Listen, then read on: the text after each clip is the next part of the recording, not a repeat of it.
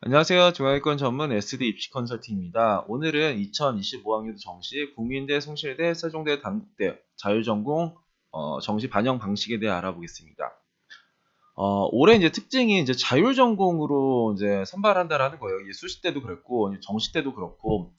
근데 정시 때 보니까 인원들이 자율전공으로 엄청나게 많이 선발을 해요. 그래서 그런 것들을 한번 이제 살펴보면 좋을 것 같아서 한번 영상을 제작하게 되었습니다.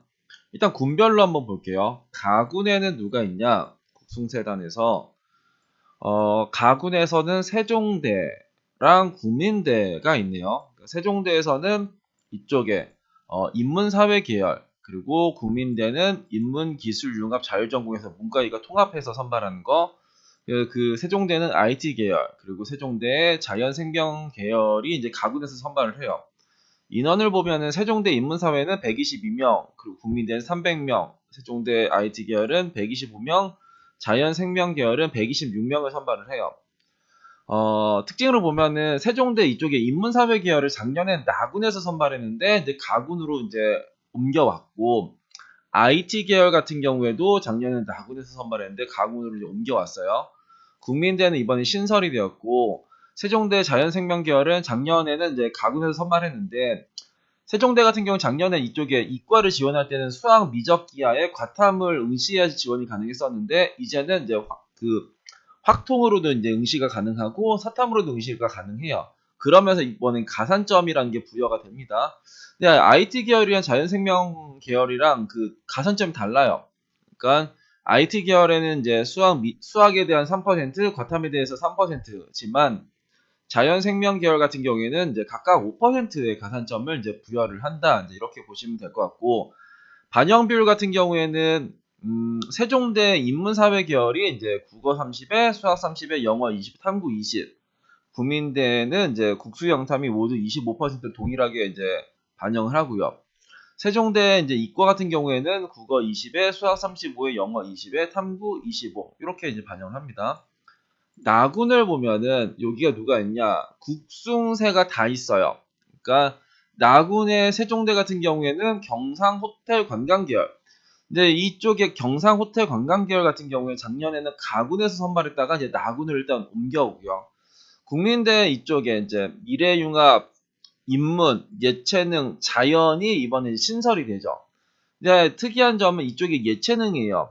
그러니까 일단은 이제 인원을 먼저 보면은 세종대 경상호텔 관광 계열 같은 경우는 126명, 국민대 미래융합은 인문은 이제 166명, 그리고 예체능은 65명, 그리고 이제 국민대의 미래융합의 자연은 197명 요거 선발하고, 세종대 공과 계열 같은 경우는 208명을 선발해요. 그리고 송실대의 자율전공의 자연은 229명을 선발합니다. 근데 여기 이제 국민대라는 놈에서 여기 있죠. 그러니까 예체능 같은 경우에가 국어 40에 영어 30에 탐구 30을 반영을 해요. 그러니까 수학을 뺄 수가 있죠. 그러니까 우리가 이제 수도권에서 수학을 뺄 수 있는 대학 자체가 거의 없었어요. 그러니까 뭐가 있었냐면은 저게 뭐야? 과기대 문해창작 정도가 이제 수학을 빼는 그런 쪽의 대학이었는데, 지금 이제 국민대 예체능 관련된 쪽에가 이제 국어 40에 영어 30에 탐구 30 이렇게 이제 수학을 뺄 수 있다.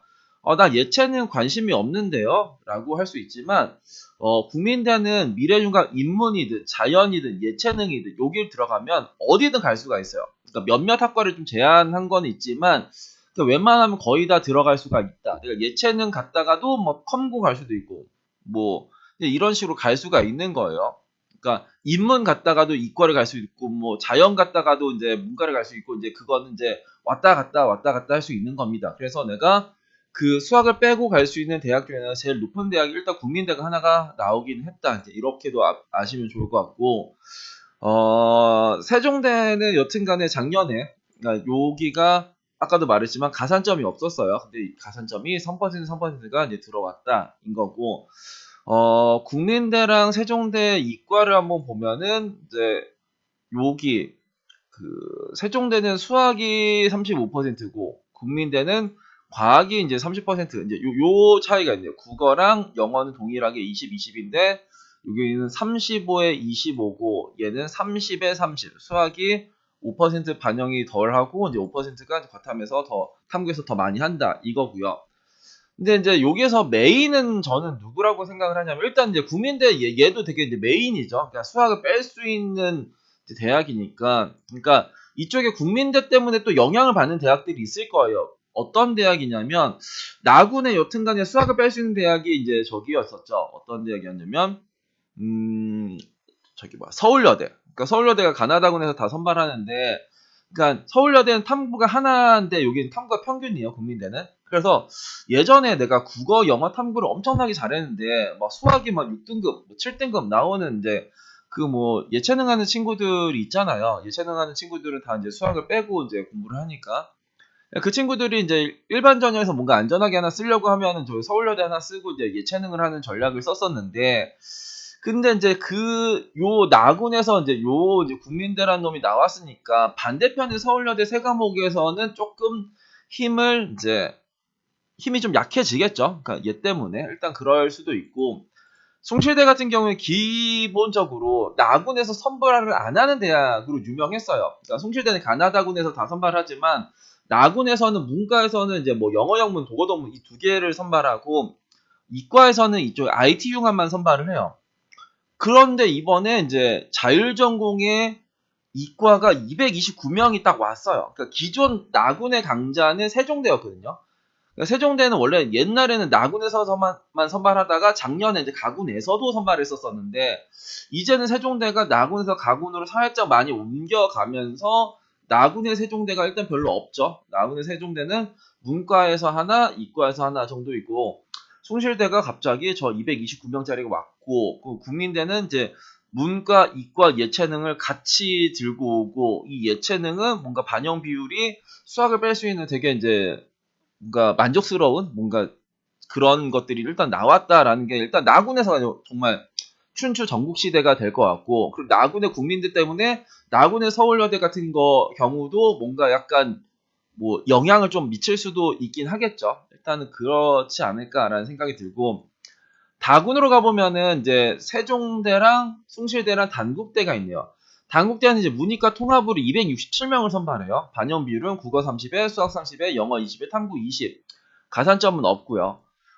숭실대 이제 문과 같은 경우에는 국어 30에, 수학 25에, 영어 20에, 탐구 25. 이제 요 반영 비율로 이제 선발을 합니다. 그리고 여기서 숭실대는 이제 사탐에 대한 가산점을 주네요. 그러니까 문과 학생들 중에서 뭔가 그 다군에서 숭실대를 좀 많이 지원할 수밖에 없는 이제 뭔가 구조를 만들어줬죠. 그러니까 이쪽에서 문이과 같이 하고 숭실대는 이제 사탐에 대한 가산점만 주고, 그러니까 여기서 나한테 이제 2점을 주니까 우리한테 조금 더 점수를 더 줘? 그러면 이걸 좀 더 좋아할 수도 있고, 그리고 이제 세종대는 이쪽에 이제 자율전공을 다군에서 선발을 하더라고요. 근데 이거는 정시에 2월은, 그러니까 인원은 없고 수시 2월 인원이요. 근데 반영 비율이 국어 35에 이제 수학 35에 영어 20에 탐구 10. 그러니까 탐구를 못한 학생들한테 뭔가 뭐라고 해야 될까요? 그러니까 극단적으로 이제 좋게 해주는 쪽에가 이제 이쪽에 나왔어요. 그래서 저런 식에서도 한번 생각을 해보시면은 좋지 않을까라는 생각이 좀 들긴 합니다. 그래서 오늘은 이쪽 가군, 나군, 다군의 이제 국승세단에 대해서 한번 알아봤는데, 일단 인원들이 되게 크죠. 막 뭐 200명, 뭐 100몇십 명, 막 이런 식으로 이제 커요. 그리고 반영 비율이 뭐 비슷하면서도 조금씩 달라요. 그리고 어 이제 영어의 환산 점수 막 이런 것도 우리가 조금 이제 신경을 쓸 필요가 있는데, 예를 들면은 이런 겁니다. 어떤 거냐면 세종대 같은 경우에는 요게 인문 같은 경우에는 영어 환산 점수가 1등급이 200이고 2등급 195, 190, 185. 여기는 그 영어 차이가 크죠.